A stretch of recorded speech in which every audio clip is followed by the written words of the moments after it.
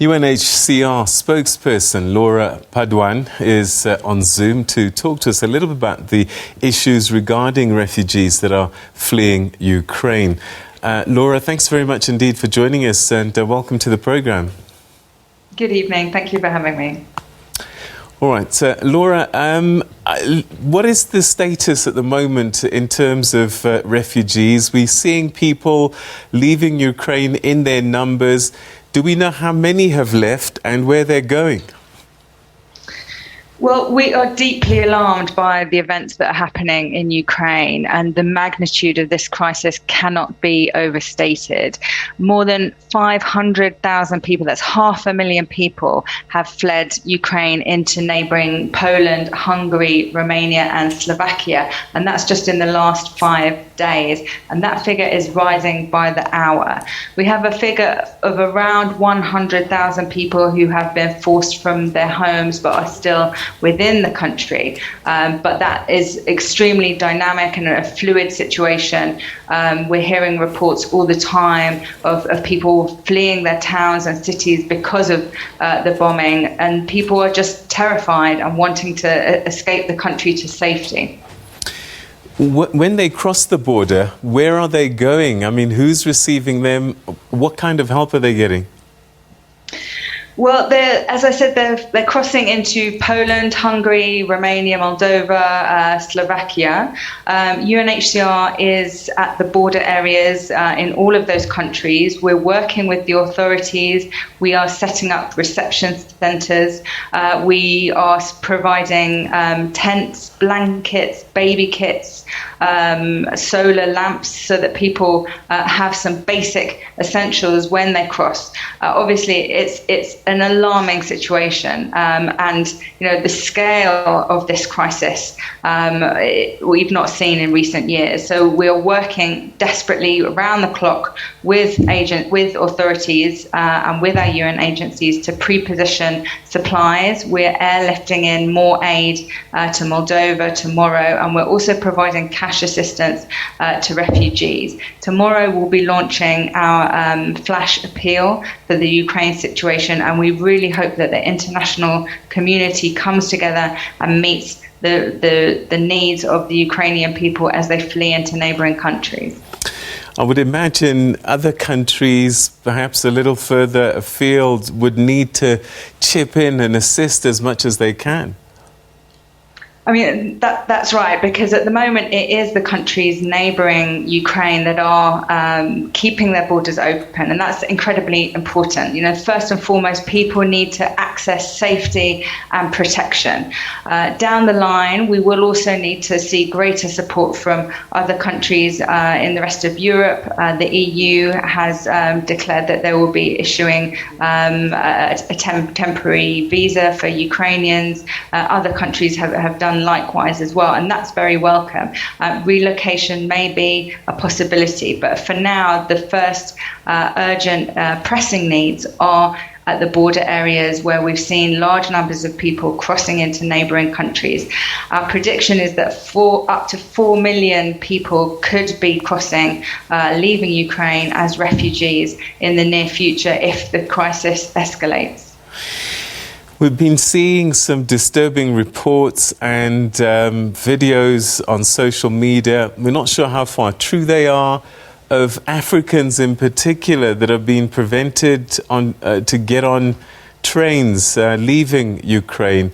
What do you know about this? Is this true? Well, we have seen the reports. They are extremely concerning. We are investigating whether or not people, refugees, migrants in Ukraine are being allowed to get on trains to leave the country. Racial profiling should not be happening. It's extremely concerning. It's not acceptable.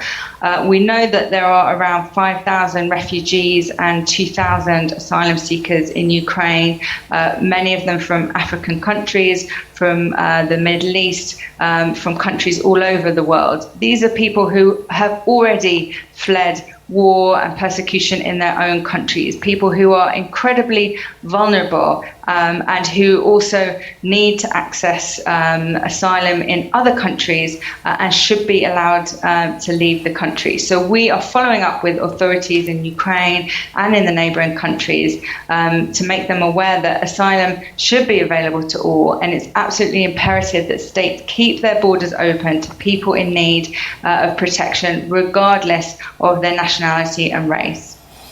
All right. In the receiving countries, have you been working with those authorities to make sure that everyone coming from Ukraine is treated the same? I mean, absolutely. That's the number one principle, that asylum is a human right, and that people who are in fear of their lives and have a well-founded fear of persecution should be allowed to leave their countries and seek asylum in another country. We consider all of those people leaving Ukraine to be refugees, not just people of Ukrainian nationality. So, as I said, it's imperative that everybody is treated equally, because it is their human right to claim asylum. Typically in situations like this, emergency requirements need to come through. What is the biggest need for you as UNHCR to assist these potentially millions of people? Well, the first thing that we need to be able to assist people is them being in a safe place. So that's why borders need to remain open. People need to be able to leave Ukraine and access protection. Secondly, we will respond to their emergency needs. So that, of course, is shelter, it's food, it's medical supply. It's also counselling for people who need it. And we'll be working very closely to make sure that the vulnerable people, so children who may have become separated from their families, elderly people, people with disabilities, vulnerable groups are given the protection that they need. In any emergency situation that's very fluid, it's very dynamic, people are in a great deal of distress, they come with very few belongings, then the first requirement is, of course, to provide them with basic shelter and those essentials. But we also need to call on European states and then countries in the rest of Europe to keep their borders open and to provide refuge where it's needed. What's the security situation like at the border posts at the moment? Is it safe for people to cross? Russians, are they allowing the passage of refugees? Well, currently, people are being able to cross the border points. The security situation is very volatile. We are concerned about the safety of both refugees as well as our staff. We do have staff still operating inside Ukraine. As humanitarians, we stay and we deliver assistance where it is needed. We've set up reception centres in Western Ukraine so that people who are fleeing to the West can also go to those points and find help and aid where they need it. We obviously are calling on all authorities to respect the civilian, to respect civilians and their safety, and also civilian infrastructure, and that civilians are not made targets. So we are very, very concerned about the security situation inside the country, and also as people try to flee. What is the status of Ukrainians who might have been out of the country who can't come back at this stage? Are they then automatically considered refugees as well? Yes, UNHCR is considering Ukrainians to be refugees. If a Ukrainian is outside of his or her country of origin, then we would not advise them to return, and they should either seek asylum or advice from the country that they're currently residing in. All right, Laura, we're going to leave it there. Thank you very, very much indeed for that update. Thanks for your time. Thank you. All right, that's Laura Padoan, who's a UNHCR spokesperson, saying that if this war continues, there could be as many as 5 million Ukrainian refugees that will be forced to leave the country, a situation that hasn't been seen in Europe for many, many decades.